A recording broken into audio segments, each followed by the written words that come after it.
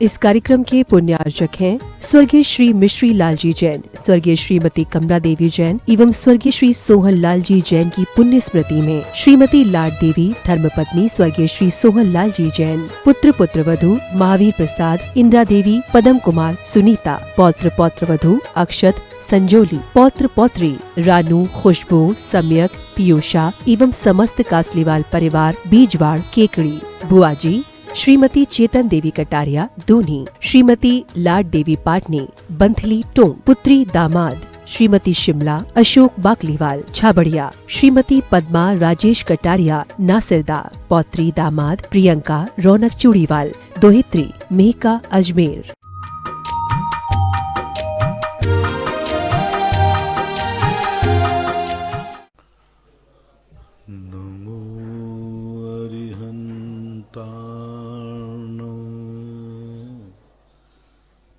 नमो सिद्धार्णो नमो आयर्याणो नमो वज्रायाणो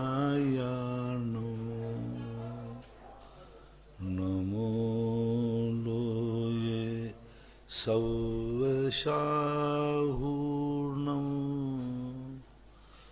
पंच परमेष्टि भगवान की जय। आचार्य श्री गुरुवर कुंद कुंद महाराज की जय। आचार्य श्री गुरुवर विद्यासागर महाराज की जय। परम पूजनीय श्रवण मुनि श्री सुधा सागर जी महाराज की जय। परम पूज्य छुल्लक श्री 105 गंभीर सागर जी महाराज की जय। समस्त मुनि संघ की जय। नमोस्तु। सभी जिज्ञासु एवं श्रोतागण अपने स्थान से पूज्य श्री को नमोस्तु करें। नमोस्तु महाराज श्री, नमोस्तु महाराज श्री, नमोस्तु। इच्छामी महाराज श्री, इच्छामी महाराज श्री, इच्छामी। ऋषभ जैन अंकुर कॉलोनी से पूछते हैं, नमोस्तु महाराज जी, भगवान को केवल ज्ञान होने के बाद भाव मन समाप्त हो जाता है, वचन वर्गणा भी समाप्त हो जाती है और औदारिक शरीर परम औदारिक हो जाता है। जिज्ञासा यह है कि जब तीनों योग मन वचन काय योग समाप्त हो जाते हैं, फिर योग निरोध किसका करते हैं? क्योंकि काय योग के भेदों में परम औदारिक नाम का कोई काय योग नहीं है। वहाँ पर भाव रूप से मन वचन कम हुए हैं, द्रव्य वर्गणाएं तो अभी भी आ रही हैं। वचन योग की भी द्रव्य वर्गणाएं उनको आती हैं, जिसे दिव्य ध्वनि कहते हैं। हृदय के अंदर उनका अष्ट पाखुड़ी वाला द्रव्य मन होता है, अपने यहाँ भी है, भगवान को भी है। वहीं से अपन ये सब संचालन करते हैं। जहाँ ये अपनी हड्डियाँ खत्म होती ना, सीने की हड्डी जहाँ खत्म होती है, उसके नीचे ऐसा एक छोटा सा 8 पाखुड़ी का कमल होता है। उसकी आकृति कमल के आकार की होती। वहाँ से ही ये सारा मन अपना जितना संचालित हो रहा है, सब वहाँ से संचालित होता है। वो द्रव्य मन उनके पास विद्यमान रहता है। पूज्यवर नेमीचंद महाराज के द्रव्य संग्रह की टीकाकार ब्रह्मदेव सूर्य ने इस बात का जवाब दिया है कि उनके द्रव्य मनोवर्गणाएं आने के कारण से उनका मनोयोग बनता है। कसाय के द्वारा उनका कर्म बंद हो गया। परम औदारिक शरीर नहीं है, लेकिन औदारिक नाम कर्म का उदय तो है ही। परम औदारिक तो हमारी श्रद्धा का विषय है। कर्म सिद्धांत में परम औदारिक के दो भेद नहीं किए गए, औदारिक ही है। परम औदारिक तो हमारी श्रद्धा में आया, हमारी आस्था में आया। औदारिक शरीर के ही दो रूप हैं, एक परम औदारिक और औदारिक। चूंकि 13वें गुणस्थान में औदारिक नाम कर्म का उदय है, जब नाम कर्म का उदय है तो वहाँ योग होगा ही होगा। इसलिए 2 मनोयोग, सत्य मनोयोग और अनुभव मनोयोग, 2 वचन योग, सत्य वचन योग, अनुभव वचन योग और औदारिक काय योग। औदारिक काय योग 13वें गुणस्थान में औदारिक मिश्र काय योग भी वहाँ पर विद्यमान है। क्योंकि जब कोई केवली समुद्घात करते हैं तो उस समय औदारिक मिश्र का योग बनता है। दूसरा कार्मण का योग भी 13वें गुणस्थान में विद्वान है। जब वो समुद्घात करते हैं तो 3 समय के लिए उनका कार्मण का योग बनता है। इसलिए 13वें गुणस्थान में कार्मण का योग होने से आश्रव है, औदारिक काय होने से आश्रव है, औदारिक मिश्र काय होने से इरियापथ आश्रव है, और वचन योग और मनोयोग होने से भाव भली न सही द्रव्य मनोयोग तो है, और उसी के कारण से इरियापथ आश्रव होता है। यदि भाव मन होता तो सांप्रायिक आश्रव होता, लेकिन वहाँ भाव मन है नहीं, द्रव्य मन की वर्गणाएं आती हैं। 24 घंटे वो 9 कर्माहार ग्रहण करते हैं। अपन लोग भी भोजन से जिंदा नहीं है। 24 घंटा अपना शरीर 9 कर्म वर्णाओं को ग्रहण करता है। 24 घंटे यदि इस पूरे शरीर को यदि हवा पैक कर दिया जाए, पेंट पोत दिया जाए, पूरे छिद्र बंद कर दिए जाए, सारे शरीर के छिद्र बंद हो जाएं, व्यक्ति घुट जाएगा। कितने खिलाते रहो, कितने पिलाते रहो। तो अपन लोग भी केवली भगवान 9 कर्माहार करते हैं। पूरे चारों तरफ से शरीर 9 कर्म वर्णाओं को ग्रहण करता है, उससे उनका संचालन होता है। इसलिए योग मानने में कोई बाधा नहीं है, क्योंकि वैसा कार्य भी देखा जा रहा है और कारण भी देखा जा रहा है। भाव मन ना सही, लेकिन द्रव्य मन तो है। शीला जैन भोपाल से पूछती हैं, नमोस्तु गुरुदेव, भगवान महावीर स्वामी की दिव्य ध्वनि को झेलने वाले गौतम गणधर थे, तो क्या 24 भगवान के अलग अलग गणधर होते हैं क्या? सभी के अलग अलग गणधर होते हैं। जैसे भार्गव देव के 84 गणधर थे, एक तीर्थंकर के 114 गणधर तक भी हुए हैं। पारसनाथ के 10 गणधर थे। भगवान महावीर स्वामी के 11 गणधर थे। सबके गणधर अलग अलग। गणधर एक वो उपाधि है जो मुनिराज अपनी योग्यता से प्राप्त करते हैं। उनमें संख्या नई संख्या का कोई मतलब नहीं है, और सबके गणधर अलग है। एक तीर्थंकर का गणधर दूसरे तीर्थंकर के गणधर नहीं बन सकता, वो उसके पहले ही मोक्ष चला जाएगा। सौरभ जैन बिजवी से पूछते हैं, मेरे मार्ग प्रदर्शक आराध गुरुदेव के चरणों में बारंबार नमस्तु। हम सच्चे मन से संकट के समय या खुशी के समय गुरुदेव आपको याद करते हैं और आचार्य श्री को याद करते हैं, तो क्या आपको उसकी कोई अनुभूति होती है? देखो, मुझे तो सदा अनुभूति होती है। बस इतना है कि तुम मुझे याद करते हो ना, तो मेरी गद्दी नहीं खुला दे, अन्यथा तो मैं तो गद्दी खुलजाते मेरी गद्दी ही समाप्त हो जाएगी। क्योंकि इतने सारे लोग याद करते हैं, और सभी याद करने यदि मेरी गद्दी खुजली चलेगी तो चमड़ी खत्म हो जाएगी वहाँ पर। इसलिए गद्दी तो नहीं खुलवाती, लेकिन साधु सदा एक अपनी करुणामयी वर्गणाएं रहता है। वह सदा फीलिंग में रहता है। वो जानता है कि ऐसा कोई भी क्षण नहीं है जिस समय कोई ना कोई तो दुखी होगा। और जब कोई ना कोई दुखी होगा तो ये भी मुझे मालूम है कि दुख में तुम याद किए बिना रहोगे नहीं, कोई ना कोई तो याद करते ही है। दुख में सुमरन सब करे, इसलिए एहसास प्रगट रूप में नहीं होता। आप हमें याद करते हैं। किसी महाराज ने, जैसे आपने प्रश्न किया, महाराज जी हम आपकी बहुत याद आती है, याद करते हैं। आपको क्या होता है? आप मुझे याद करते हैं, हम तुम पर दया करते हैं। जय हो। याद का उल्टा करो, या दया। बस थोड़ा मामला आगे पीछे का है, ज्यादा गड़बड़ नहीं है। साधु सदैव इस फीलिंग से अनुभूत रहता है, इसलिए वो सदा अपनी करुणा का, अपनी भावनाओं का सदा आशीर्वाद बनाए रखता है निरंतर। राजेश कुमार पाटनी गुना से पूछते हैं, नमोस्तु महाराज जी, आपने प्रवचनों में कहा था कि उपकार करने के बाद भूल जाना चाहिए, लेकिन जिस पर हमने उपकार किया वह बदले में उसके साथ बुरा व्यवहार करे तो हमें क्या करना चाहिए? अपना तुमने उपकार किया, उसका फल तुम्हें मिलेगा। और वो भूल रहा है, अपकार कर रहा है, उसका दंड उसे मिलेगा। हम दंड देने वाले नहीं हैं। देखो आपकी लोक अदालत में भी होता है, उसने आपके साथ गलत किया, आपके साथ दुर्व्यवहार किया, परेशान किया, तो आप खुद सजा क्यों नहीं दे सकते? आपने उसको डंडा मारा, उसने डंडा मारा, आपने मार दिया, तो फिर केस तुम पे दोनों पे चलेगा कि एक पे? क्यों? तुम डंडा खा सकते हो, लेकिन डंडा मारने का तुम्हें अधिकार नहीं, वो कानून मानेगा। कहते ना कानून को अपने हाथ में, भले उसने तुम्हारा मर्डर किया है, यदि उसने मर्डर किया और तुमने उसका मर्डर कर दिया तो दोनों को जेल होगी। और उसने किया है तो उसको सजा देने का अधिकार तुम्हें नहीं है, किसको है? अदालत को है। इसी प्रकार कोई मेरे साथ दुर्व्यवहार कर रहा है तो हमें उसको सजा देने का अधिकार नहीं, सजा उसको कर्म देगा। यदि तुम्हारे उपकार के बाद वो अपकार करता है तो वो तुम्हें सजा कर्म उसको देगा, पक्का देगा।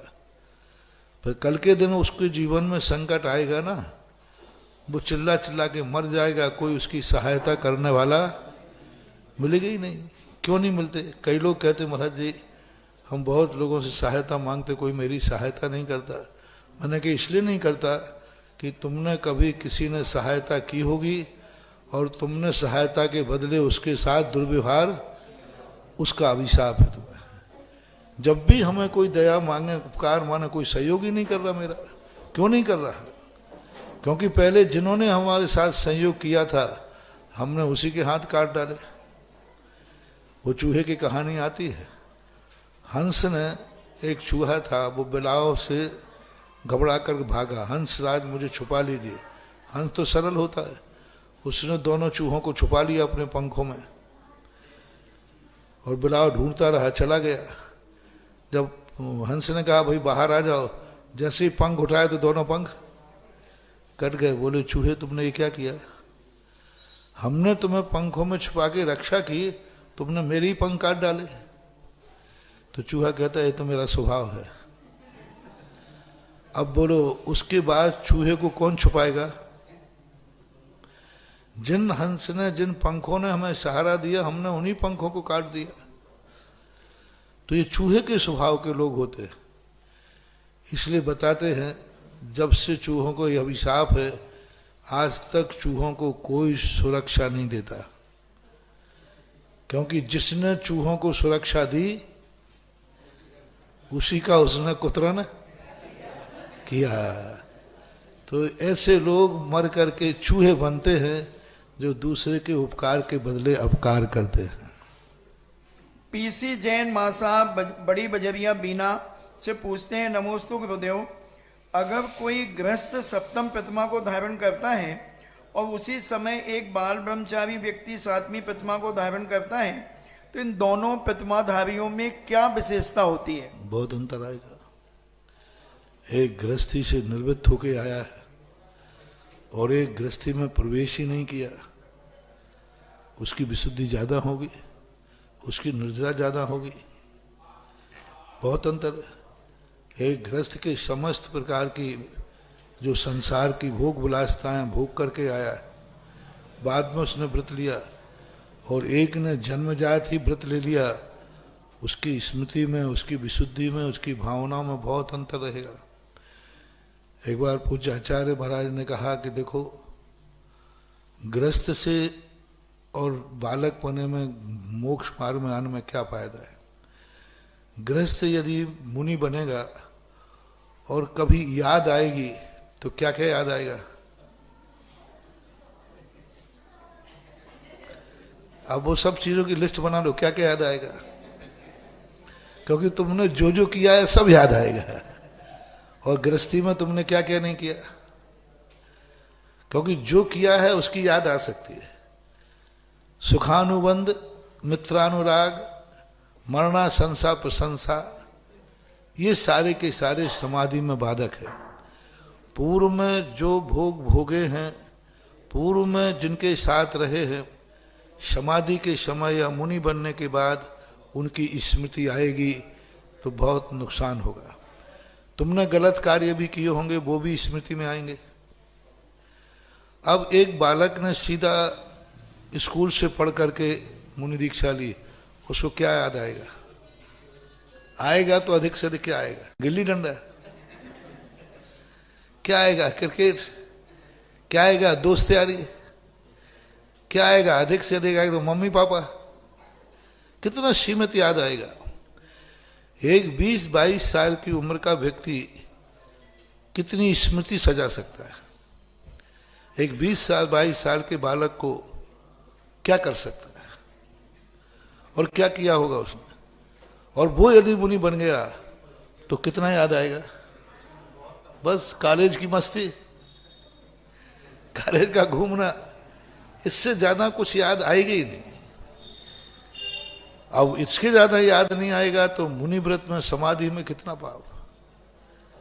किसी ने गृहस्थी के गलत कार्य किए वो याद आ रहे हैं, और एक मुनि बनने के बाद उसको गिल्ली डंडा याद आ रही है कि मैंने इसके साथ गिल्ली डंडा खेला था, ये खेला, तो उसको कितना बंद होगा? बहुत कम।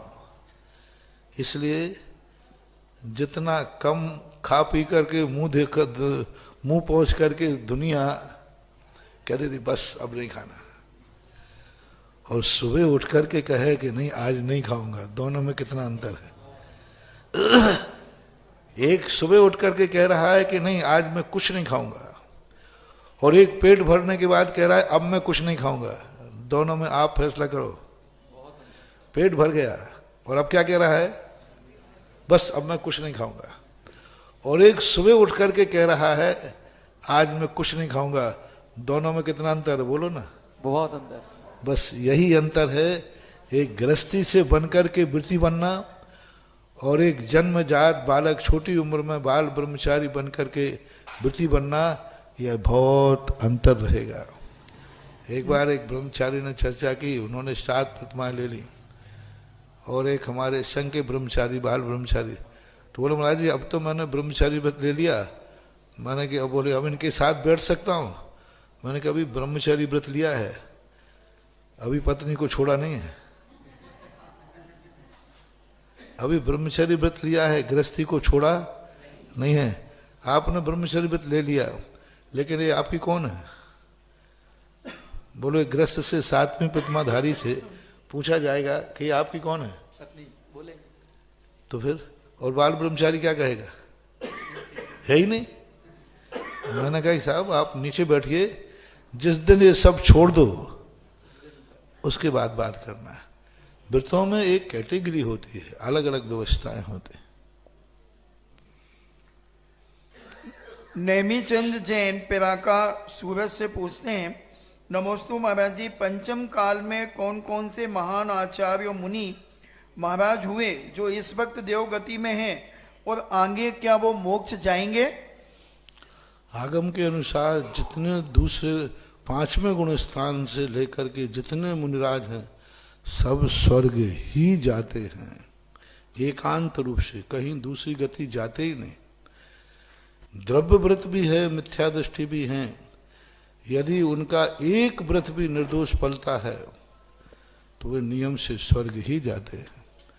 पुलाक, बकुस, कुशील, निर्ग्रंथ, स्नातकः, ये 5 प्रकार के मुनि हैं, और ये 5 प्रकार के मुनि नियम से मरण करके स्वर्ग ही जाते हैं। जब देशवृति त्रियंश, देशवृति चांडाल, देशवृति ग्रस्त नियम से स्वर्ग जाता है तो मुनिराज का तो स्वर्ग है ही। सभी मुनिराज प्रायः स्वर्ग ही गए। वो क्या मोक्ष, आगे मोक्ष जाएंगे? जा सकते हैं, यदि 6वां 7वां गुणस्थान रहा है, देशवृति रहा है, तो ये तो निश्चित हो गया कि मोक्ष तो जाना ही निश्चित है। अब मोक्ष कब जाएंगे ये उनकी तात्कालिक परिस्थितियों पर निर्धारित करता है, निर्धारण किया जाता है।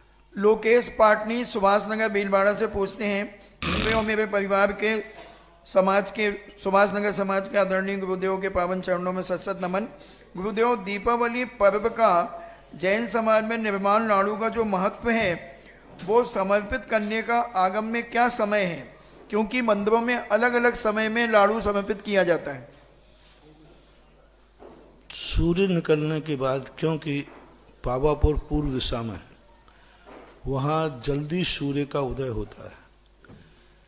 जब हम लोग शिखर जी में थे, जनवरी का लगभग माह था, उस समय वहाँ 5:45 इसी समय पर उजेला हो जाता है। यहाँ उजेला वही 6:30 बजे 6:25 पे होता है, और यही उजेला वहाँ 5:45 बजे हो जाता है। तो 5:45 की प्रथम किरण निकलते ही, क्योंकि वो दिवाली का समय है, तो वहाँ दिवाली के समय में 5:30 5:45 बजे लगभग, दिवाली के समय तो और जल्दी होता है, 5:30 और 5:45 के बीच में मान लीजिए, सूर्य की प्रथम किरण निकलते ही, उधर निकली नहीं थी, अंधेरी भी नहीं थी, सूर्य का उदय भी नहीं हुआ था, क्योंकि पूज्यपाद स्वामी महाराज ने भक्ति में लिखा 14 रत्ती, 14 की रात्रि के अंतिम पहर में प्रभु को मोक्ष हुआ। तो 14 रत्ती का अर्थ होता है अंधेरा रहा नहीं, सूर्य का उदय हुआ नहीं, उसके पहले जो उजेला हो जाता है ना, सूर्य पौ फटती है, पौ फटना बोल दो, पीले से बादल हो गए, अभी सूर्य निकला नहीं है, उस समय ठीक भगवान को मोक्ष हुआ था। उसके एक अंतर मुहूर्त बाद देवों ने आकर के निर्माण कल्याणक मनाया। तो एक अंतर मुहूर्त कहना है सूर्य उदय के 24 मिनट बाद एक मध्यम अंतर मुहूर्त ले लें। 48 मिनट का एक मुहूर्त होता है जिसमें सूर्य उदय के समय, यूँ मान लो सूर्य उदय के बाद निर्माण लाडू चढ़ना चाहिए, फिर उसके बाद तुम कभी भी चढ़ा सकते हो, सुबह से लेकर शाम तक कभी भी चढ़ाओ, कोई जरूर नहीं जिस समय भगवान को मोक्ष हो ठीक उसी समय निर्माण लाडू चढ़े, नहीं, वो तो उस समय हो गया। अब अपन महोत्सव मनाएंगे, देवता आते हैं, महोत्सव मनाते हैं, पूजन पाठ करते हैं, देवी मालिका बनाते हैं, उसके बाद जाकर के उनका संस्कार करते हैं नख और केशों का। तो इसलिए सूर्य उदय के बाद ही निर्माण लाडू चढ़ना चाहिए। उसके बाद अपनी व्यवस्थाएं हैं, मंदिर में 10 स्थान हैं, तो 10-10 15-15 मिनट के अंतराल से चढ़ जाते हैं, कहीं 6 बजे चढ़ जाता है, कभी 6:30 बजे, कहीं 7, कहीं 8, ये सब व्यवस्थाएं हैं, पर सूर्य उदय के पहले नहीं चढ़ना चाहिए। राखी जैन ललितपुर से पूछती हैं, नमोस्तु महाराज जी, जिस घर में माता पिता यदि छोटे भाई के साथ रहते हैं तो उस घर में दीपावली की पूजन बड़े बेटे के यहाँ होना चाहिए या जिस घर में माता पिता रहते हैं उस घर में होना चाहिए? माता पिता जहाँ रहते हैं वहाँ होना चाहिए। जब तक माँ बाप जिंदा हैं, बड़ा घर वही माना जाएगा जहाँ माँ बाप हैं, बड़ा घर वही माना जाएगा जहाँ माँ बाप हैं। जब वो ऊपर चले जाएं फिर बात की बात, लेकिन माँ बाप जिंदा हैं तो बड़ा घर वही है जहाँ माँ बाप रहते हैं, वहीं ही मनाई जाना चाहिए। श्रीमती गुणमाला जैन रुठवाई से पूछती हैं, नमोस्तु महाराज जी, अविवत सम्यक दृष्टि मोक्ष मार्गी है या नहीं? यदि है तो उनके चारित्र कौन सा प्रकट हुआ है? मिथ्या चारित्र भी उनके नहीं है, उनके सम्यक चारित्र होता है या नहीं? उनके लिए ना तो वो मोक्ष मार्गी हैं न संसार में, उपचार से मोक्ष मार्गी कहा। कारण में कार्य का उपचार करके कहा जाता है कि अविरत सम्यक दृष्टि भी मोक्ष मार्ग की प्रथम सीढ़ी है, प्रथम सीढ़ी कहा है। लेकिन मोक्ष मार्गी तो तभी कहेगा जब रत्नत्रय हो, तो उसके लिए मोक्ष मार्गी न कह के कारण में कार्य का उपचार किया जाता है। जैसे आप लोग, कोई मंदिर जा रहा है, जल्दी मंदिर जा रहा था, बोले भाई कहाँ जा रहे हो? बोले आज दिल्ली जा रहा हो। दिल्ली? अरे भाई दिल्ली जा रहे हो कि मंदिर जा रहे हो? ऐसा बोलते हो कि नहीं? दिल्ली जा रहा हूँ। अच्छा, सामान खरीद रहे हैं, बोले क्या कर रहे हो? बोले चावल पका रहा हूँ। अरे भाई अभी तो चावल इकट्ठा कर रहे हो, भोजन बना रहे हैं। तो बिफोर टाइम इसे नैगम नय कहते हैं। तो नैगम नय की अपेक्षा से सम्यक दृष्टि चूंकि मोक्ष मार्ग न होते हुए भी मोक्ष मार्ग का कारण है, उसके बिना मोक्ष मार्ग नहीं बनता, इसलिए उपचार से उसको मोक्ष मार्गी कह सकते हैं। लेकिन पंडित जी साहब दौलत राम जी कहते हैं, मुख्योपचार दुभेद यों बड़ भागी रत्नत्रय धरें, यानी मुख्य और उपचार प्रकार का रत्नत्रय मुनि महाराज ही धारण करते हैं। फिर भी अविरत सम्यक दृष्टि को कारण रूप से मोक्ष मार्ग की मानने में कोई बाधा नहीं है, लेकिन कार्य रूप से नहीं, ऐसा मानना है। इंजीनियर सी के जैन इंदौर से पूछते हैं, नमोस्तु महाराज जी, मैं जब नमोकार महामंत्र का जाप करता हूँ तो पांचों परमेष्टि में पांचों परमेष्टि का स्मरण करता हूँ एक एक का, तो यह मेरी जाप में कोई दोष तो नहीं है? नहीं, कर सकते। निमित्त जैन बड़ौदिया बांसवाड़ा से पूछते हैं, नमोस्तु महाराज जी, कांजी भाई की किताब धन अवतार में उन्होंने चंपा बहन के बारे में जो लिखा है वो कितना सही है? अब ये कुछ भी सही नहीं, अंश भी सही नहीं है, वो तो एक मात्र व्यामोह है। जिस व्यक्ति के यहीं से अंदाज लगा लीजिए कि एक व्यक्ति इतना व्यामोहित हो गया कि भगवान के गंधोदक को तो कहता है ये जड़ की क्रिया है, मुनिराज के पाद प्रक्षालन को कहता है जल की क्रिया है, और उस चहेती के संबंध में कहता है जो व्यक्ति इसके तलवे चाटे तो उसका बेड़ा पार हो जाए। अब बोलो, मैंने कितना भी लोग, अब मैं बोल नहीं रहा हूं, कितना भी व्यक्ति जोरू का गुलाम हो, तुम हेल्प करना भाई, मुझे मालूम नहीं है, तलवे तो नहीं चाटता होगा। सीमा की हद होती है, तलवे चाटना मोक्ष मार्ग का प्रसंग है, मोक्ष मार्ग का प्रसंग है। कितने भी गिरा हुआ पुरुष हो, गिरी हुई औरत हो, लेकिन इतना निंदनीय कार्य तो नहीं करेगी कि वो अपने पैरों के तलवे छटवाले पुरुष से वो खुद चाट ले। पैरों के जो तलवे चाटे उसका बेड़ा पार हो जाए, उसका लिखा उसमें। और सम्यक दर्शन ना हो, तत्वों का अभ्यास भी ना हो, और उसे सम्यक दर्शन भी ना हो, जिसके बिना हमारा, जिस बिन ज्ञान चरित्रा, सम्यक दर्शन के बिना मुनि महाराज का ज्ञान दर्शन चारित्र सब निरर्थक है। और वो कह रहा है सम्यक दर्शन भी नहीं हो, तत्व का कुछ भी नहीं आता हो, बस इसके तलवे चाट लेगा तो बेड़ा पार हो जाएगा, पता नहीं क्या। अब इसी से अंदाज लगा लो कि आखिर क्या है व्यामोह की पराकाष्ठा। कभी ऐसा लिखा जाता है? और इधर कहते हैं कि भगवान का गंधोदक भी है, तो क्या है, कोई गंधोदक जड़ की क्रिया है? प्रभु भगवान के गंधोदक कहाँ, मुनिराज के चरण वो तो थे। तो ये सब चीजें असंख्यात वश का जाति स्मरण, कोई जाति स्मरण होता है क्या? 7 भव से ज्यादा जाति स्मरण होता ही नहीं। ऐसी कल्पना की जैसे बिल्कुल साक्षात फ्रॉड है, सब गलत, एकदम 100%, एक अंश भी गलत नहीं। व्यामोह की चरम काष्ठा है, जो अब उसके लिए अपन कुछ भी कह सकते हैं, हमारी मर्यादा है। बाकी किसी को भी यदि किसी अनजाने व्यक्ति को दिया जाए तो वो उसको पढ़ के बता देगा कि इन दोनों के क्या संबंध थे। आशीष जैन सूरज गुजरात से पूछते हैं, नमोस्तु गुरुदेव, क्या हम लोग सूर्य को अर्घ्य चढ़ा सकते हैं?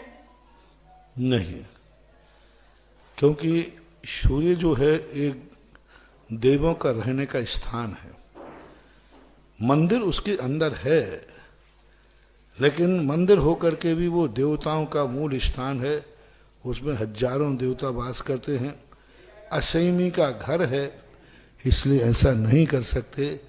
चक्रवर्ती ने जो किया था, उनको भगवान का दर्शन हुआ था तब जाकर के। सुनय जैन न्यू दिल्ली से पूछते हैं, नमोस्तु महाराज जी, वेदी में विषम संख्या में ही भगवान विराजमान क्यों किए जाते हैं? इसके पीछे कोई कारण है? कोई लॉजिक नहीं, शास्त्रों में ऐसा कोई नहीं। ये शास्त्रों में सम संख्या के अकृत्रिम चैत्यालयों में 108 मूर्तियां होती हैं।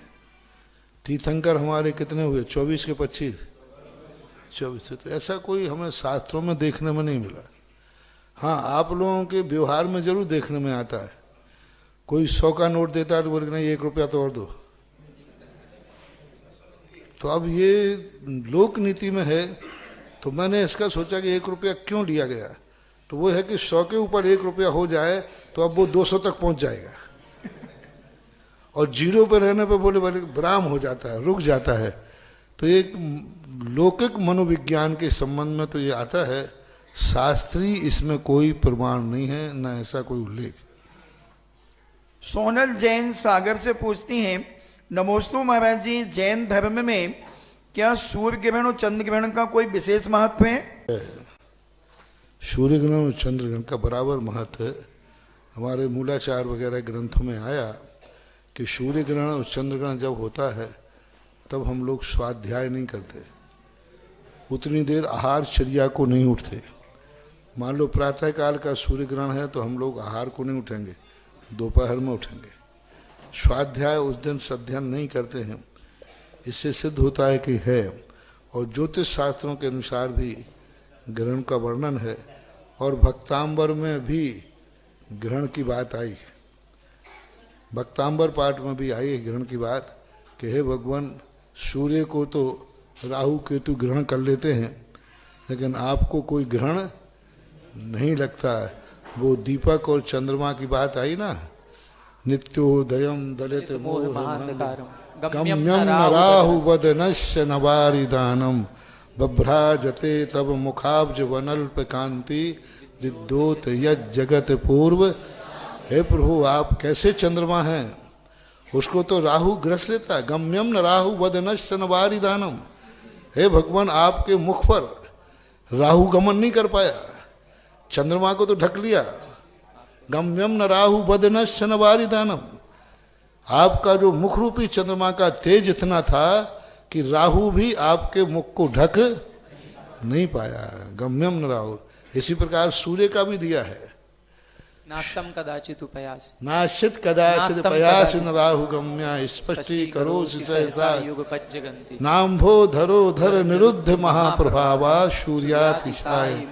हे भगवान, सूर्य को ढक लेता है बादल, लेकिन आपका जो तेज था, आपका जो वैभव था, उसको ये बादल भी नहीं ढक पाए। कित बहुत बड़ी बात है। सीमा जैन बांसवाड़ा से पूछती हैं, नमोस्तु महाराज जी, दीपावली कब से प्रारंभ हुई? क्योंकि सतयुग में इसका कोई वर्णन नहीं प्राप्त होता। महावीर स्वामी के बाद ही अमावस बदी, कार्तिक बदी अमावस्या को महावीर स्वामी के निर्माण के बाद ही वह दीपावली मनाई गई। उसके पहले पार्श्वनाथ की मनाई जाती होगी। ऑनलाइन जिज्ञासाओं के पश्चात जिनवाणी चैनल, सुधा कलश चैनल और आदिनाथ चैनल के समक्ष विराजित सभी गुरु भक्तों की ओर से और साक्षात यहाँ पर गुरु चरणों में विराजित सभी मुनि भक्तों की ओर से पूज्य मुनि श्री के चरणों में बारंबार नमोस्तु नमोस्तु नमोस्तु। पूज्य छुल्लक श्री के चरणों में बारंबार इक्षामी इक्षामी। आज के इस जिज्ञासा समाधान कार्यक्रम में प्रथम जिज्ञासा रखेंगे श्रीमान शास्त्री आनंद जी बार, और इसके बाद तैयार रहें श्रीमती पूजा जी झांसी। ओम। पूश्री के चरणों में बारंबार नमोस्तु। पूश्री मेरा ओम। पूश्री मेरा निवेदन आपसे है कि सारे विश्व के अंदर, सारे जगत के अंदर अनेक भगवान होते हैं, अनेक केवली होते हैं, लेकिन वर्तमान में जो 24 तीर्थंकरों भगवान की जो विशेष पूजा की जाती है, मूल नायक बनाया जाता है, इसके क्या कारण है कि मूल नायक भगवान की ही पूजा विशेष रूप से करना चाहिए? अभिषेक पूजन करना चाहिए। 24 तीर्थंकरों में 24 तीर्थंकर पूजनीय है, लेकिन मूल नायक को विशेष क्यों ऐसा होता है कि मूल नायक की पूजा की जाए? मूल नायक में किसी को तो हमें बैठालना पड़ेगा, क्योंकि मूल नायक में बैठालते ही वह सारी की सारी कुंडली मूल नायक की तरफ चली जाती है।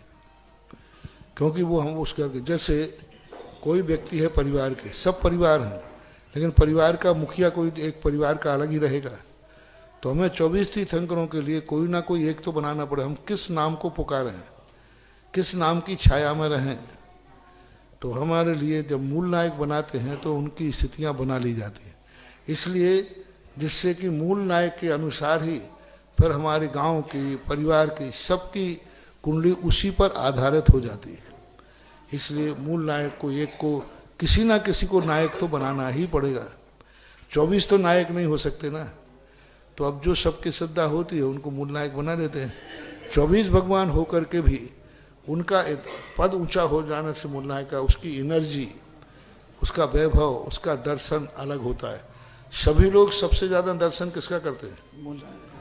सबसे पहले उन्हीं को जाकर धोख देंगे, तो उस मूर्ति की एनर्जी भी अलग ढंग की होती है, ऐसा माने। जिज्ञासा करें श्रीमती पूजा जी झांसी। इसके बाद तैयार रहेंगे महामंत्री दिगंबर जैन समाज बांसी श्रीमान सुदर्शन जी। नमोस्तु महाराज जी, मेरे परिवार की ओर से नमोस्तु।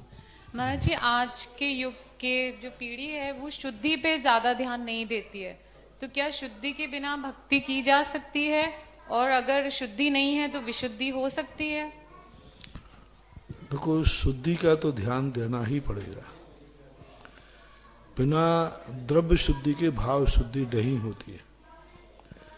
अब बाहर शुद्धियों पर यदि ध्यान नहीं दिया गया तो जैसा बाहर की शुद्धि होगी वैसा उसका मन होगा, उसके विचार होंगे।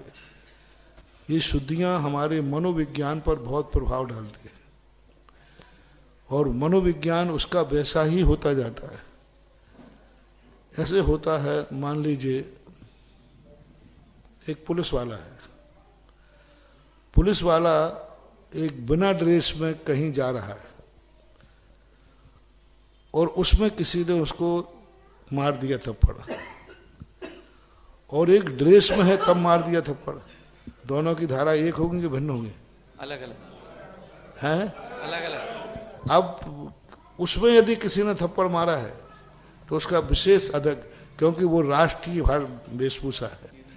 इसी प्रकार के अशुद्धि में व्यक्ति ने कुछ गलत कार्य किया, कुछ किया, तो उस समय कर्मबंध ज्यादा होता है, कोई धारा नहीं लगती, सीधा मारा होगा, सामान झगड़ा है, सबके हो जाते। क्या पुलिस वालों के पड़ोसी नहीं रोते? अब पड़ोसी से पड़ोसी का झगड़ा होगा तो पड़ोसी की धारा लगेगी, लेकिन ड्रेस में हुआ, इसी प्रकार शुद्धि में हुआ तो उस समय कर्म की व्यवस्था बहुत अच्छी होती। यदि वो शुद्ध वस्त्रों में है, मंदिर में धोती दुपट्टा पहन के आया है, शुद्ध वस्त्रों में आया है, उस समय उस पर धारा अलग लगेगी, उस समय पुण्यबंध अलग होगा, उस समय कोई गड़बड़ करेगा, कोई गलत होगा तो उसका प्रभाव अलग पड़ेगा। नकारात्मक ऊर्जाएं उस समय उसको छूती नहीं, क्योंकि अभी शुद्धि का वस्त्र है। और वही व्यक्ति मंदिर में अशुद्ध कपड़े पहनकर आया है तो बस उस पर सामान होगा, उस पर कोई संरक्षण नहीं होगा। कुछ भी नकारात्मक होगा तो एक सामान्य खाते में डाल दिया जाएगा, जैसे झगड़े होते रहते हैं। इसलिए शुद्धि का तो ध्यान रखना ही चाहिए, क्योंकि ये शुद्धि तुम्हारे गृहस्थों के लिए विशेष महत्व की है। इससे आपका मन, इसके विचार, इसके आचार, इसके बहुत बड़े दुष्परिणाम देखे जाते जो शुद्धियों का ध्यान नहीं रखते। पैसा होगा लेकिन शांति नहीं होगी, शरीर स्वस्थ होगा लेकिन शांति नहीं होगी, सब कुछ होगा लेकिन मन ऐसा महसूस करेगा जैसे अधूरेपन का। भोजन कर लिया लेकिन ऐसा लगेगा जैसे कुछ वही नहीं। सब तरफ करने के बाद वो उसको टेंशन बना रहेगा, क्योंकि उसने अशुद्धि में, पूरी चीज़ों को अशुद्धि में ध्यान रखा। जहाँ अशुद्धि की बात आप लोगों को कही गई है वहाँ आपको ध्यान रखना चाहिए। वो अशुद्धियाँ आपके जीवन के लिए बहुत कार्यकारी हैं। आप लोग गृहस्थ हैं, आपका सुख आपके अधीन नहीं है, आपका दुख मात्र आपके अधीन नहीं है। आप सुखी हैं लेकिन परिवार का दूसरा व्यक्ति दुखी है तो हैं? आपको नींद आ रही है लेकिन परिवार में किसी को नहीं आ रही है तो आप अकेले सुखी नहीं रह सकते। परिवार का एक भी व्यक्ति दुखी है तो सारा परिवार दुखी होता है। इसलिए आप लोगों को ये मर्यादाएं जो बनाई गई हैं वो शुद्धि रखना चाहिए। द्रव्य शुद्धि, क्षेत्र शुद्धि।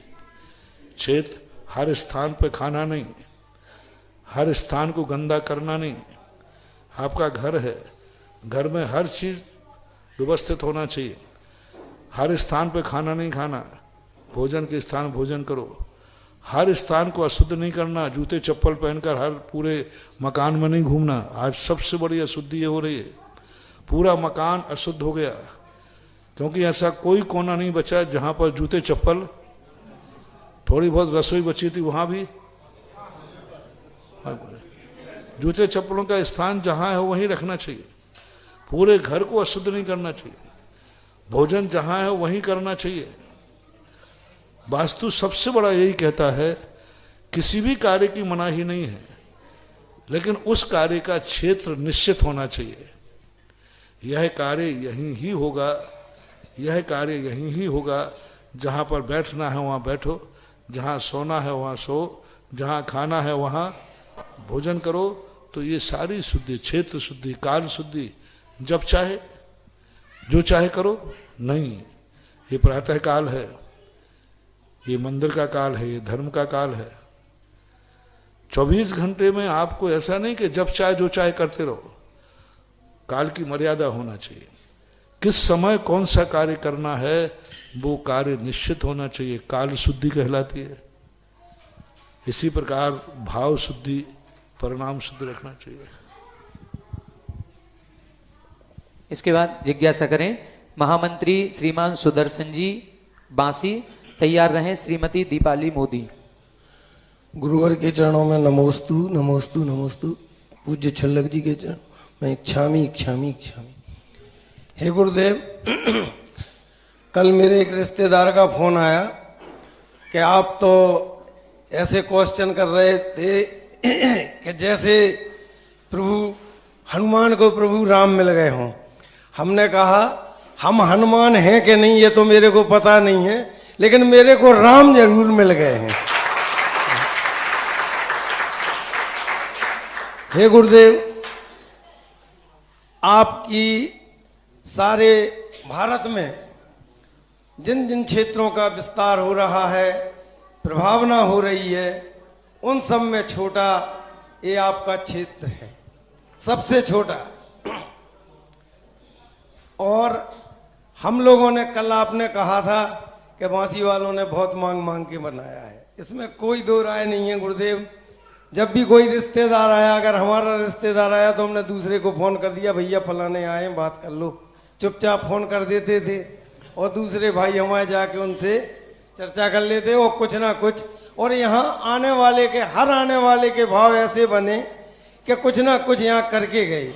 अभी कानपुर वाले आमोद जी आए और उनने देखा, बोले भाई यहाँ तो सब कुछ लुटा देने का मन है हमारा, तो केवल अगर पंच कल्याण नहीं होता तो मैं तो यहाँ सब कुछ लुटा देता। और उनने एक झूमर बोल के गए कि मेरी तरफ से ये झूमर जरूर लगवा देना, जितने चाहे कहा है। और वो आज आके मंदिर जी की शोभा बढ़ा रहा है। तो मैं ये कहना चाहता हूँ गुरुदेव, यहाँ हर आने वाले के भाव यहाँ ऐसे क्यों बने कि सबने बोल हाथ जोड़े नहीं हम लोगों ने, और उनके मुख से पूरा सहयोग मिला। जब कोई अच्छे मन से कोई चीज बनाई जाती है और अच्छी चीज बनती है, अच्छा मन हो और अच्छा कार्य हो। कभी कभी मन अच्छा होता है लेकिन कार्य अच्छा नहीं होता, कभी कभी कार्य अच्छा होता है मन अच्छा नहीं होता। और जहाँ दोनों अच्छे मिल जाते हैं तो यहाँ का मन भी अच्छा था, मंदिर भी अच्छा बना, और भगवान तो 14 तारीख 15 तारीख के बाद बताऊंगा वो कितने अच्छे हैं। जय हो। अभी तो मूर्ति है, अभी तो मूर्ति है, और कल से वो भगवान बनने, कल 9 तारीख है, परसों आज 6 है महाराज, 2 दिन बाद। आज 6 है, आज 6 है।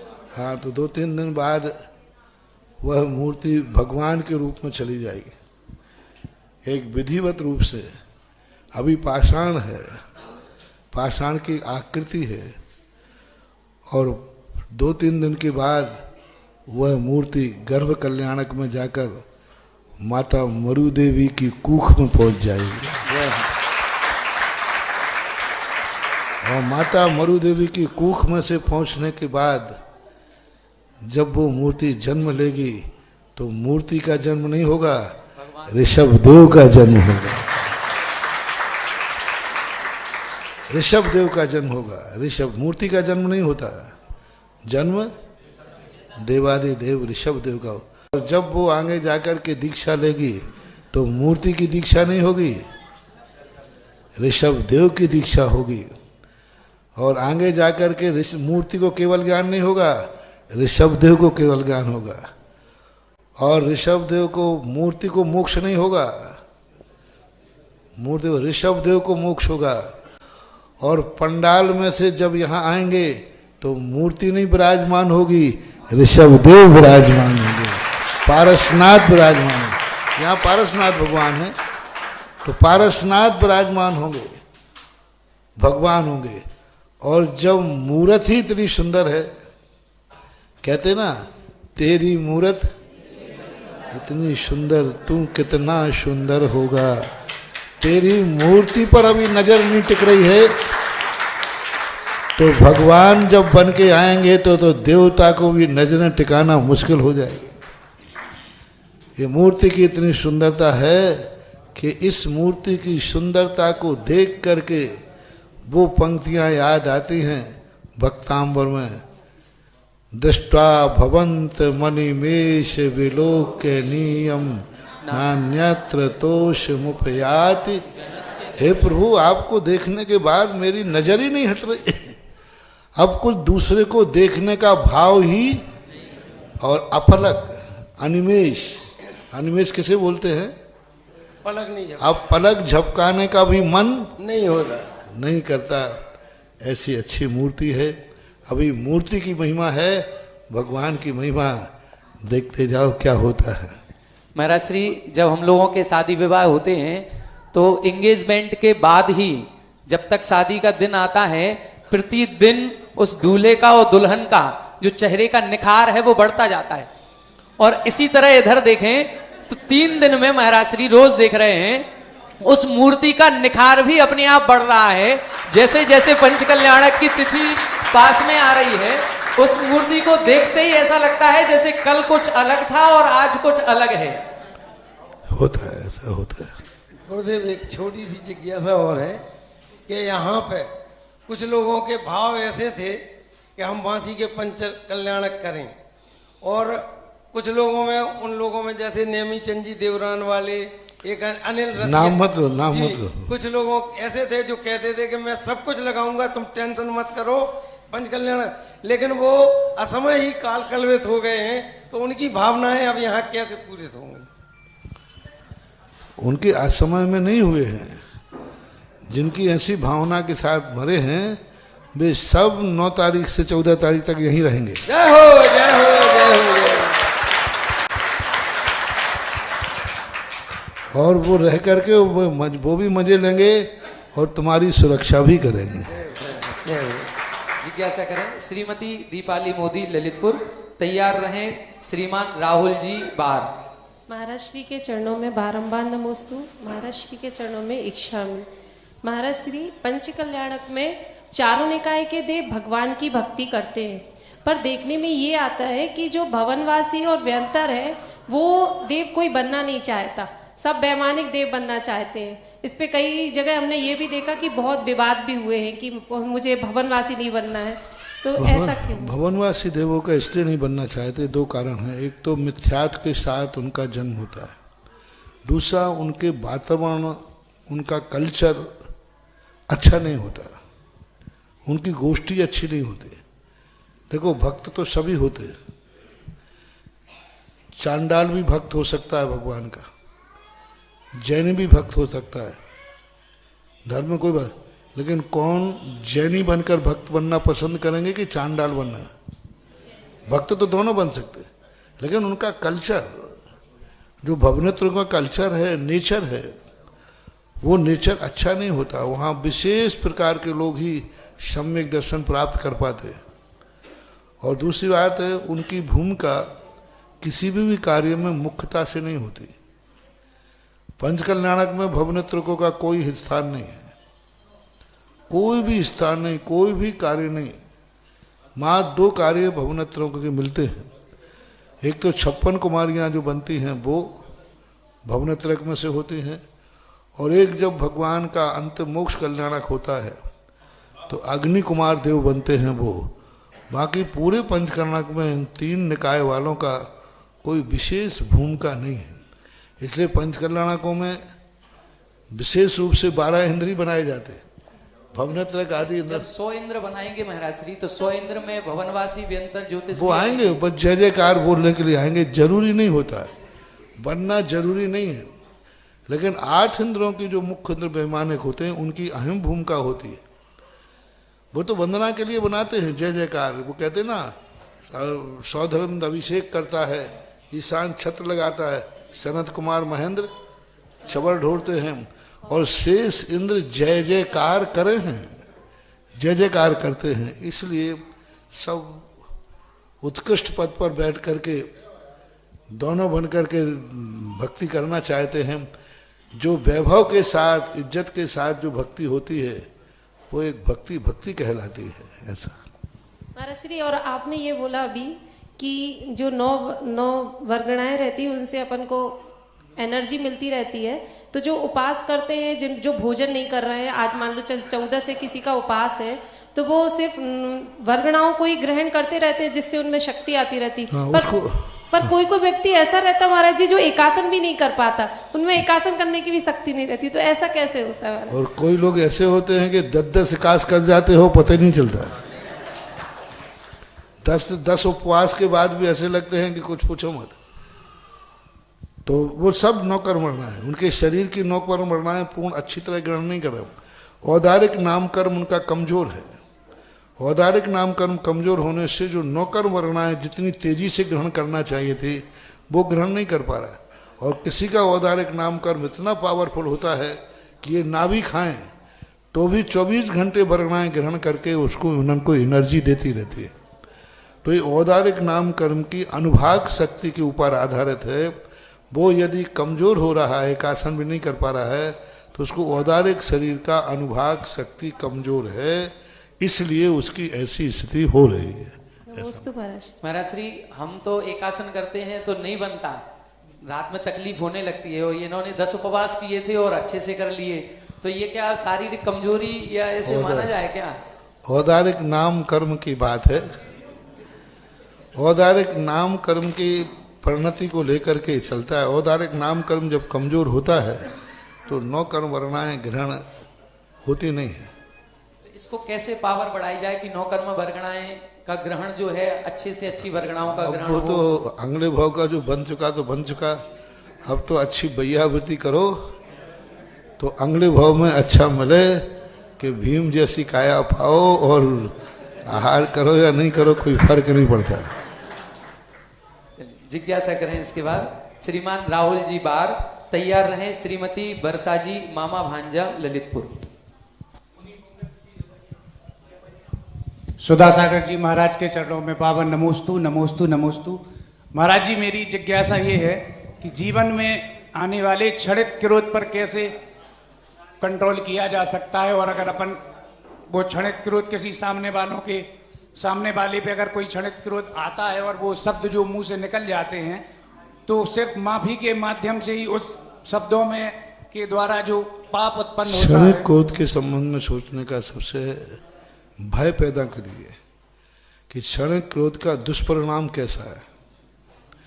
भय व्यक्ति को, जैसे कितना भी खूंखार क्षणिक क्रोध वाला हो, पुलिस के सामने क्षणिक क्रोध क्यों नहीं आता? कोई आतंकवादी खड़ा हो, गुंडा खड़ा हो, बंदूक लगाए हो, उस समय क्रोध क्यों नहीं आता? पुलिस को देखकर कितना भी शराबी नाच रहा हो और सामने पुलिस आ जाए तो नशा जो है कभी कभी भय के कारण उतर जाता है। तो नशा शराब में नहीं आता। वो कहते ना, नशा शराब में होता तो नाचती बोतल।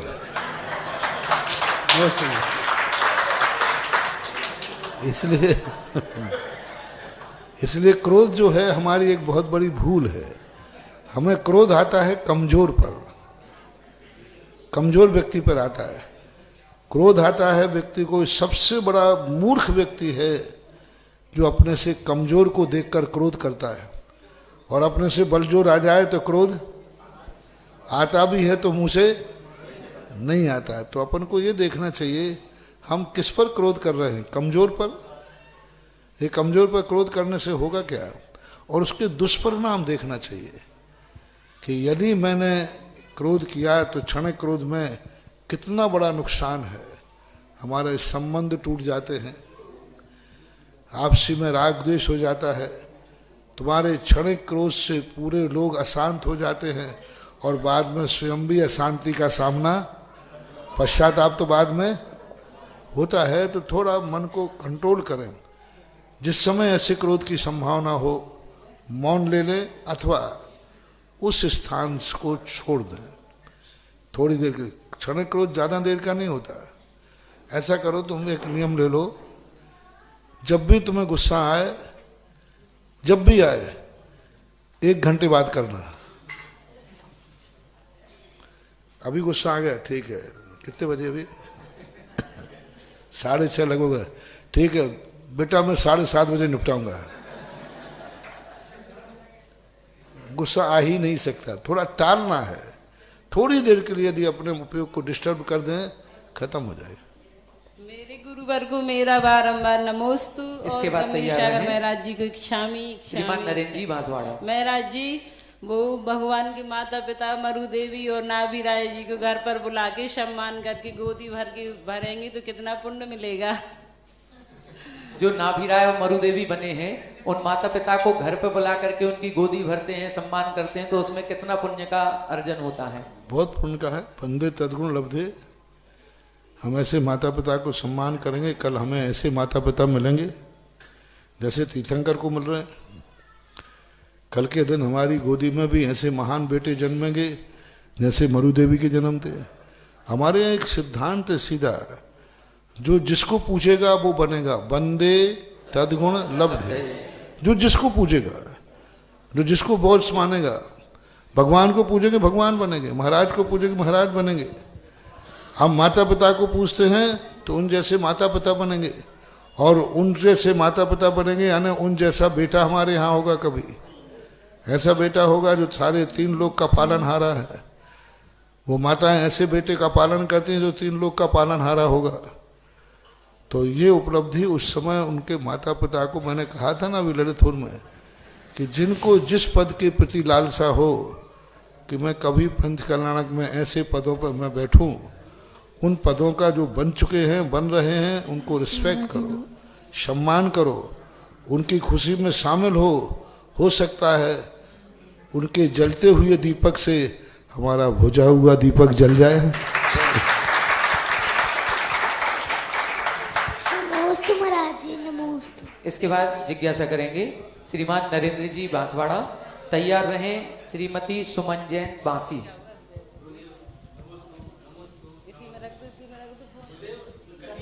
माइक में बोलो, माइक में।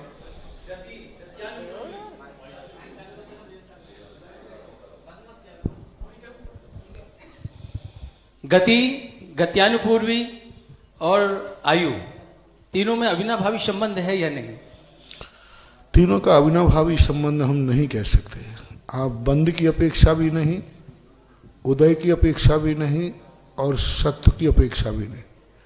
अविनाभाव संबंध। बंद की अपेक्षा से देखा जाए तो नरक गति, नरक गत्यानुपूर्वी का बंध और नरक आयु का बंध मिथ्यात्व गुण स्थान में होता है। जी हाँ।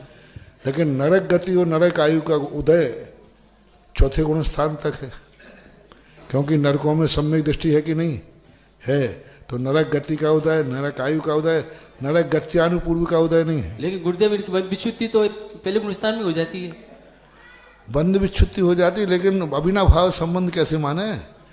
बंद तो हो, बंद की विच्छुत्ति तो पहले गुण स्थान में हो गई, लेकिन उदय, हाँ उदय विच्छुत्ति अलग चीज है। उदय विसदृश हो गया ना। हाँ। बंद नरक गत्यानु, और नरक गति का बंध और नरक गत्यानुपूर्व का, नरक आयु का बंध हो, उस समय नरक गत्यानुपूर्वी का बंध हो, ऐसा कोई नियम नहीं है। नरक गति बंध रही है, नरक गत्यानुपूर्वी का बंध नहीं हुआ। तो गुरुदेव देवगति, जैसे नरक आयु का बंध जो होता है, कोई मनुष्य है या त्रियंश है, नरक आयु का बंध कब होगा? जब वो त्रिबली पड़ेगी। और नरक गति का बंध कभी भी कर सकता है। नरक गति का बंध निरंतर भी हो सकता है कोई जीव। अभी आयु का बंध नहीं हुआ, नरक गत्यानुपूर्वी का बंध नहीं हुआ, और नरक गति का बंध कर रहा है। और नरक आयु कब बंद होगी? जब जिंदगी का त्रिभाग पड़ेगा।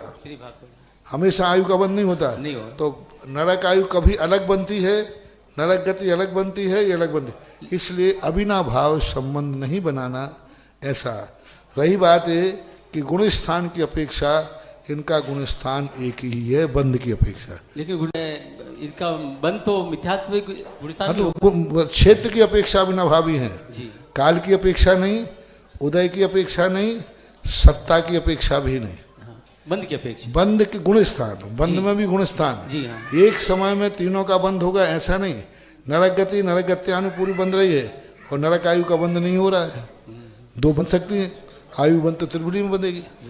इसलिए इस अपेक्षा से सत्य की अपेक्षा में तीनों बन सकती हैं। नरक आयु का जहाँ सत्ता है वहाँ नरक गति नरक गत्यानुपूर्वी की सत्ता नियम से होती है। अब उदय के संबंध में देखो, नरक गत्यानुपूर्वी का उदय नियम से मिथ्यात्व गुण स्थान में ही होगा। ऐसा नियम नहीं है, क्योंकि छायक सम्यक दृष्टि मर करके जब नरक जाता है तो वो नरक गत्यानुपूर्वी का गुणस्थान चौथा गुणस्थान में होता है। तो गुरुदेव जो छायक समय दृष्टि जीव होता है और वो मरकर जो नरक गति में जाता है, तो ऐसा कहते हैं कि एक समय के लिए मिथ्यात्व में प्रवेश करता है, एक अंदर मूर्त के लिए। वो तीर्थंकर का है, छायक सम्यक दृष्टि के लिए नहीं है।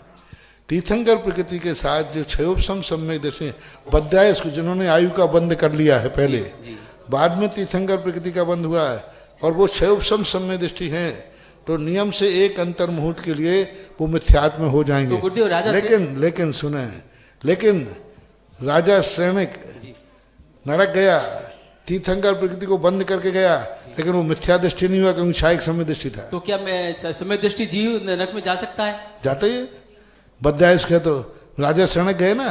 नहीं गए साहब, उन्होंने तो वो बिना छायक समय दृष्टि प्राप्त करके और फिर वो जा सकता है नरगति में। हाँ फिर गए ना, छायक सम्यक दर्शन। तीर्थंकर प्रकृति नरक आयु का बंद किया पहले, बाद में छायक सम्यक दर्शन तीर्थंकर प्रकृति का बंद किया और नरक गए, तो उनकी नरक गति का भी उदय है, नरक गत्यानुपूर्वी का उदय है और नरक आयु का भी उदय है। तो प्रथम नरक तक। तो इन्होंने नरक गति का पहले बंद कर लिया था। प्रथम नरक बिन षड्भु ज्योतिष बान भवान सांड नारी। प्रथम नरक बिन सम्यक दृष्टि प्रथम नरक को छोड़ करके अन्यत्र मिथ्यात्व के साथ जाता है, पहले नरक में जा सकता है। नमस्ते। चलिए इसके बाद जिज्ञासा करें श्रीमती सुमन जैन बांसी, आज की अंतिम जिज्ञासा। नमोस्तु महाराज जी, नमोस्तु महाराज जी।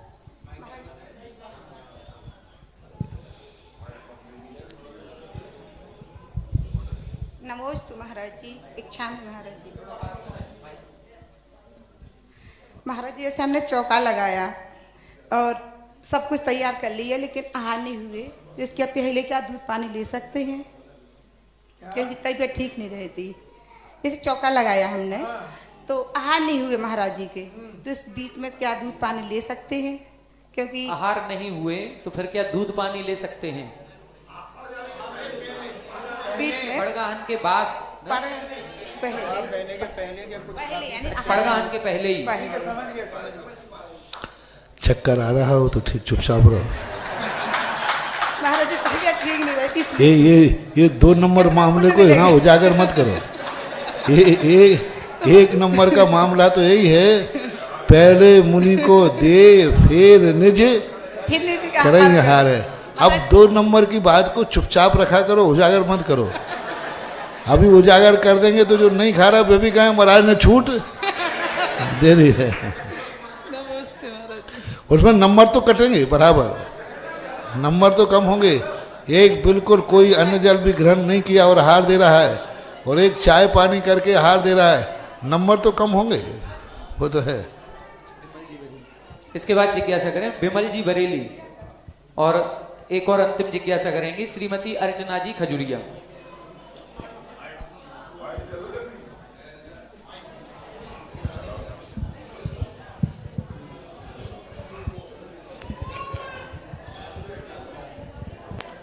परम गुरुवार ईश्वर स्वरा सागर जी महाराज जी के चरणों में बारंबार मेरी और बरेली दिगंबर जैन समाज की तरफ से नमोस्तु करते हुए एक छोटी सी जिज्ञासा सांधारा के संबंध में, व्यवस्था के संबंध में। गुरुवर आपके आशीर्वाद से सांधारा एक विशेष और अक्षयकारी रूप में जो है सकल जैन समाज में जानी जाती है। मेरे यहाँ भी बरेली नगर में भी सांधारा सकल समाज की तरफ से सामूहिक रूप से बड़े रूप में की जाती है। वहाँ पर प्रतिदिन जो है 2 सांधाराएँ होती हैं। प्रथम सांधारा श्री जी मंदिर जी के लिए और द्वितीय सांधारा गौशाला के दान के लिए। लेकिन उस व्यवस्था से संबंधित एक छोटा सा प्रश्न है, जिज्ञासा है कि गुरुवर, जब सांधारा होती है तो जो व्यक्ति सांधारा को जलधारा को एक टक अपने नेत्रों से एक टक देख रहे हैं, उनकी समस्या से संबंधित प्रश्न है। और जो सांधारा की बोली लेकर जो सांधारा कर रहे हैं, उनके साथ के जो लोग जो है एक बार एक से एक उठता है, फिर दूसरे उठते हैं, बराबर जो हाथ लगाते हैं, उनके कारण जो एक टक सांधारा जो देख रहे हैं, उनकी सांधारा देखना जो है प्रभावित होता है। तो क्या सांधारा जो एक टक देख रहे हैं, वो उनके सांधारा देखने से उनको जो है उनकी नेत्र ज्योति में या नेत्र रोग में कुछ उस सांधारा का प्रभाव पड़ता है? बहुत अच्छा है। लेकिन शांति धारा करना और देखने में अंतर तो आएगा। करने वाला ज़्यादा पावरफुल है, लेकिन जो हाथ लगा रहे हैं और जो देख रहे हैं, देखने वाले को ज़्यादा पुण्य होगा, हाथ लगाने वाले को कुछ नहीं होगा। ये जो हाथ लगाने की परंपरा है, ये तो बल्कि विघ्न कर रहे हैं, वो करने वाले को डिस्टर्ब कर रहे हैं, धारा को तोड़ रहे हैं। सबसे बढ़िया है जब शांति धारा हो, उस धारा को, भगवान की मुद्रा को एक टक देखिए, एकदम भगवान की मुद्रा पर अपनी दृष्टि टिकाइए। धारा जल रही है, जल जा रहा है, उस समय भावना भाइये, हे भगवान, जैसा आपके ऊपर जल ढल करके समस्त प्रकार के दोषों, ऐसे ही मेरे समस्त प्रकार के पाप कर्म, मेरे अशुभ कर्म, मेरी नकारात्मक एनर्जी, सब ऐसे ही सब धुल करके शांत हो जाए और मेरे लिए यह गंधोदक पवित्रता का उस समय जो अपने ऊपर दुख है उसको दूर करने की भावना भरना चाहिए, देखना चाहिए ठीक भगवान की धारा को और भगवान की मुख मुद्रा को देखना चाहिए। वो सबसे बड़ा, लोग भीड़ कर करके हाथ लगाते हैं, घुस के लगाते हैं, ये सब गलत है। वस्तुतः आहार, अभिषेक, पूजन में एक दूसरे का स्पर्श नहीं होना चाहिए, एक हाथ की दूरी होना चाहिए, क्योंकि एक हाथ, उसके कारण से सारी एनर्जी जो करने वाला है उसकी नज़ारी बाईपास हो जाती है। आप लोग जिस ढंग से अभिषेक या आहार देते हैं ये बिल्कुल भी गलत है। एक दूसरे के शरीर का स्पर्श नहीं होना चाहिए कायदा से। एक व्यक्ति कर रहा है, उससे एक हाथ दूर रहो और आप एक तक हाथ जोड़ करके देखिए। टच करने में एनर्जी एक दूसरे को कन्वर्ट हो जाएगी, अब उसकी जैसी विशुद्धि है उसमें चली जाएगी वो। तो ऐसा करके आप, जो व्यवस्था यही है, सब एक तक आंख बंद करके आंख खोल के देखें, करने वाले को करने दें तो ही अच्छा रहता है। आप परिवार वाले भी डिस्टर्ब ना करें। एक व्यक्ति कर रहा है, सारे परिवार यदि उसकी अनुमोदना करेंगे तो पूरे परिवार को वो एनर्जी जाएगी और वो परिवार के सब लोग एकदम घुस जाते हैं, तो उनकी ही शांति धारा टूटती है। एक को भी नहीं मिली, किसी को भी नहीं मिलती। ऐसा नमोस्तु। अंतिम जिज्ञासा करें अर्चना जी, खजुरिया, ललितपुर। गुरुदेव के चरणों में बारंबार नमोस्तु। क्षुल्लक श्री को इच्छामी महाराज श्री, जब तीर्थंकर जन्म लेते हैं तो दीक्षा के पहले तक उनका पूरा भोजन देवकृत होता है, देव लेके आते हैं, और दीक्षा के बाद मनुष्य जो भी भोजन देते वो उसको ग्रहण करते हैं। तो महाराज की ऐसी क्या उनकी शारीरिक व्यवस्था होती होगी कि इतना दिव्य भोजन भी वो मतलब हो जाता, क्योंकि निहार तो होता नहीं है दोनों में। तीर्थंकर को जन्म से ही आहार तो वो लेते हैं, बहुत पावरफुल आहार होता है उनका। चक्रवर्ती आदि होते हैं तो उनका इतना भोजन होता है कि एक लड्डू पूरा ललितपुर संभाग खा जाए तो भी वो पूरा लड्डू नहीं खा पाएंगे, और इतना तथा खाएंगे और खाते ही तुरंत लोटा लेके दौड़ेंगे, पचेगा ही नहीं। इतना गरिष्ठ होता है, इतना गरिष्ठ होता है, उसके बावजूद भी उनको निहार नहीं होता है। ना मल जाते हैं, ना मूत्र जाते हैं, ना पसीना आता है, सारा डाइजेस्ट हो जाता है, सब पच जाता है। उनकी एक अलौकिक शक्ति होती है, इसलिए तो उनकी शक्ति कितनी महान शक्ति होती है। और जब वो दीक्षा ले लेते हैं तो उनको तो 63 रिद्धियाँ प्राप्त हो जाती हैं। इस भोजन का कोई महत्व ही नहीं रहा। क्या 6 महीने 11 महीने 13 महीने 7 दिन के बाद क्या लिया? 3 अंजलि गन्ने का रस, ये कोई भोजन है क्या? कितने दिन के बाद? 1 साल भर के बाद ध्यान में बैठे हो, 3 अंजलि गन्ने का रस लिया। ये तो नाम मात्र को था, वो तो एक चर्या का प्रदर्शन। दीक्षा लेने के बाद आहार उनका मात्र एक दस्तूर मानो। कोई 2 गिलास लेकर बैठ गया, कोई 3 अंजलि जल लेके बैठ गया, कोई 1 अंजलि खीर लेके बैठ गया। तो वो तो नैमित्तिक क्रियाएं हैं। उनकी सबसे बड़ी शक्ति होती है रिद्धियाँ। उनको दीप्ति नाम की रिद्धि प्राप्त हो जाती है, उनको अक्षीण महालय नाम की रिद्धि प्राप्त हो जाती है, अक्षीण महानस नाम की रिद्धि प्राप्त हो जाती है। जो 1 अंजलि ग्रास भी इतना पावरफुल बन जाता है रिद्धियों के माध्यम से। और वे आहार भी न करें तो उनके शरीर की कांति किंचित मात्र भी मलिन नहीं होती।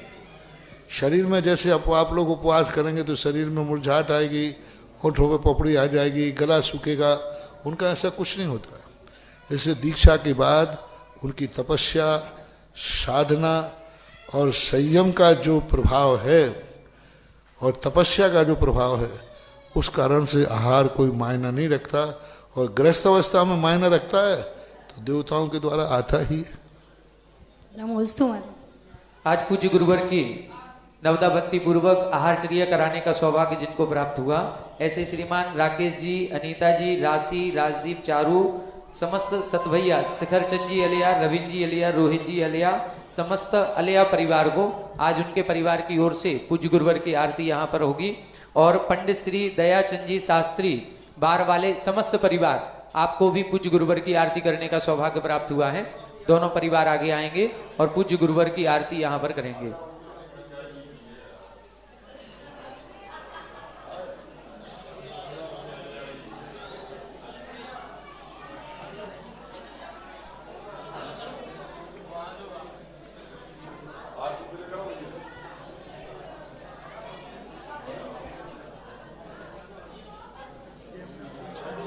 आरती प्ले कर दें।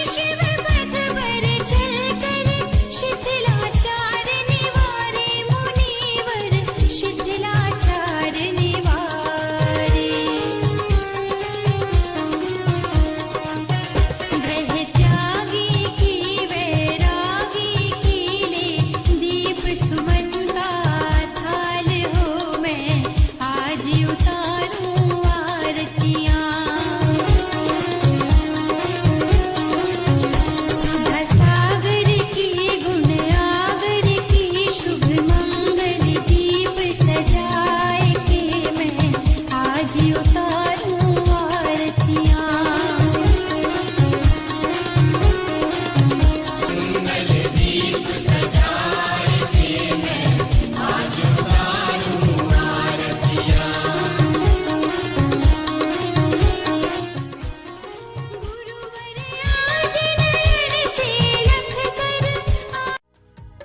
इस कार्यक्रम के पुण्यार्जक थे स्वर्गीय श्री मिश्री लालजी जैन, स्वर्गीय श्रीमती कमला देवी जैन एवं स्वर्गीय श्री सोहन लालजी जैन की पुण्य स्मृति में श्रीमती लाड देवी धर्मपत्नी स्वर्गीय श्री सोहन लालजी जैन, पुत्र पुत्रवधू महावीर प्रसाद, इंदिरा देवी, पदम कुमार, सुनीता, पौत्र पौत्रवधू अक्षत, संजोली, पौत्र पौत्री रानू, खुशबू, सम्यक, पीयूषा एवं समस्त कासलीवाल परिवार बीजवाड़ केकड़ी, बुआजी श्रीमती चेतन देवी कटारिया दूनी, श्रीमती लाड देवी पाटनी बंथली टोंक, पुत्री दामाद श्रीमती शिमला अशोक बाकलीवाल छाबड़िया, श्रीमती पद्मा राजेश कटारिया नासिरदा, पौत्री दामाद प्रियंका रौनक चूड़ीवाल, दोहित्री मेहका अजमेर।